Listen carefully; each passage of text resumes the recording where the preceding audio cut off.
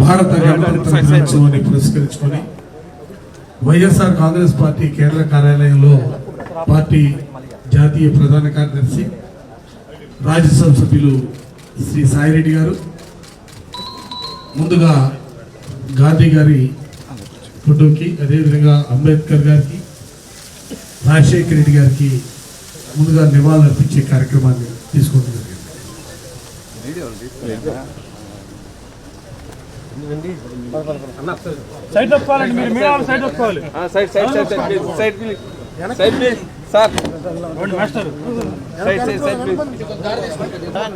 Party కేంద్ర కార్యాలయంలో party జాతీయ ప్రధాన కార్యదర్శి శ్రీ సాయిరెడ్డి గారిని జెండా ఆవిష్కరణ చేయవలసిందిగా కోరుతున్నాను.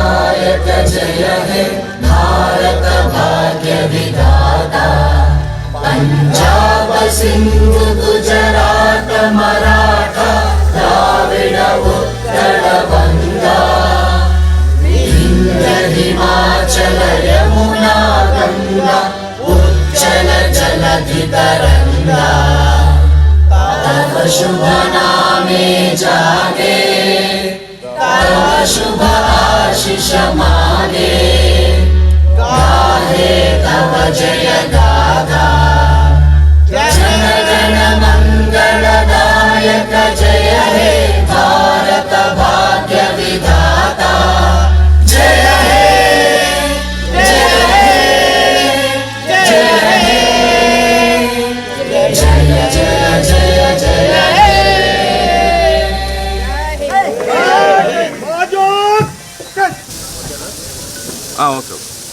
ఈరోజు వైఎస్ఆర్ కాంగ్రెస్ పార్టీ ఆఫీస్లో తాడేపల్లిలో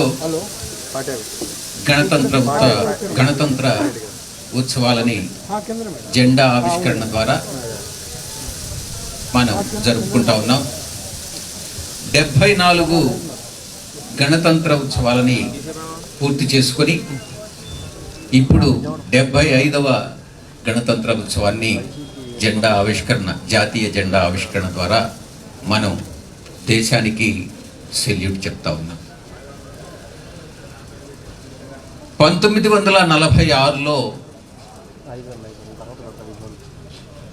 కాన్స్టిట్యూయెంట్ అసెంబ్లీ అన్నటువంటిది మనం నిర్మించుకొని చాలా పరిమితమైనటువంటి సంఖ్యలో ఎన్నికల ద్వారా మేధావుల్ని స్వాతంత్ర సమర యోధులతో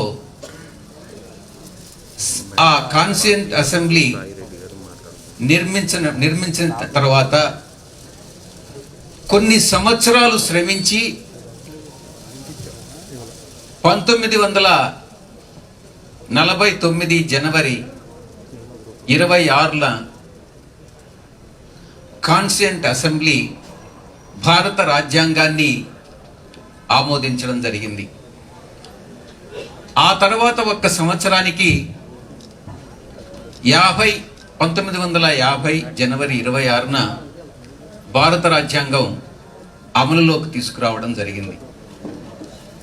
అప్పటి నుంచి కూడా ఇప్పటి వరకు అప్పటి వేసినటువంటి పునాది ఎవరైతే స్వాతంత్ర సమర యోధులు, ఇంటలెక్చువల్స్, మేధావులు డాక్టర్ బాబాసాహెబ్ అంబేద్కర్ గారి మార్గదర్శకత్వంలో రూపొందించినటువంటి ఆ యొక్క రాజ్యాంగం ఇప్పటికీ కూడా మనకు, మన దేశానికి ఒక మార్గదర్శకంగా నిలబడి ఈ యొక్క దేశ సమగ్రతను కాపాడుతుందంటే వారు వేసినటువంటి బీజం ఎంత గట్టిదో ఆలోచించుకోవచ్చు. ఆ తరువాత కాలానుగుణంగా మనకున్నటువంటి పరిస్థితులను బట్టి అనేకమైనటువంటి సవరణల్ని మనం చేసుకోవడం జరిగింది. తద్వారా మన ప్రజాస్వామ్య వ్యవస్థనే మనం పటిష్టం చేసుకుంటా ఉన్నాం. భారత రాజ్యాంగం అన్నటువంటిది ఒక పవిత్రమైనటువంటి గ్రంథం. అది అంత పటిష్టంగా రూపొందించారు కాబట్టే ఈరోజు కూడా దేశ సమగ్రత అన్నటువంటిది నీకు భంగం కలగకుండా, పార్టీ తర్వాత ఏ రాజకీయ పార్టీ, ఏ కూటమి అధికారంలోకి వచ్చినా కూడా ఎవరు ఏమీ చేయలేనంత, ఏ దుష్ట శక్తులు కానీ ఏ శత్రువులు కానీ ఏమీ చేయలేనంత పటిష్టంగా మనం ఈరోజు దాన్ని అమలు చేసుకుంటా ఉన్నాం. ఎన్నికల ద్వారా మాత్రమే ప్రజాస్వామ్యంలో ప్రభుత్వాలు ఏర్పడాలి అన్నటువంటి సిద్ధాంత విధానానికి ప్రాతిపదికగా ఈ యొక్క రాజ్యాంగం అన్నటువంటిది రూపొందించడం జరిగింది. కాబట్టే ప్రభుత్వాలు మారుతా వచ్చాయి. 1977, 80, 89 ఆ రకంగా ఇప్పటి వరకు కూడా ప్రభుత్వాలు మారుతూ అనేక ఎన్నికలు, లోక్సభ ఎన్నికల తర్వాత మారుతూ వచ్చాయి. దీన్ని బట్టి ప్రజాస్వామ్యం భారతదేశంలో ఎంతగా వేళ్ళూనుకుందో మనం అర్థం చేసుకోవచ్చు. ఎంత పెద్ద గొప్ప రాజకీయ కుటుంబమైనా కూడా ఆ కుటుంబంలో ఉన్నటువంటి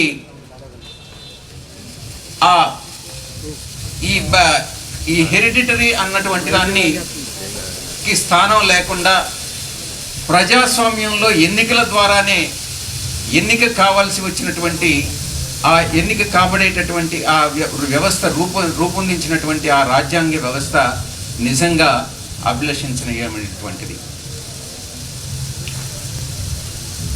మన పక్క దేశంలో పాకిస్తాన్లో కూడా ఇస్లామిక్ రిపబ్లిక్ ఉంది.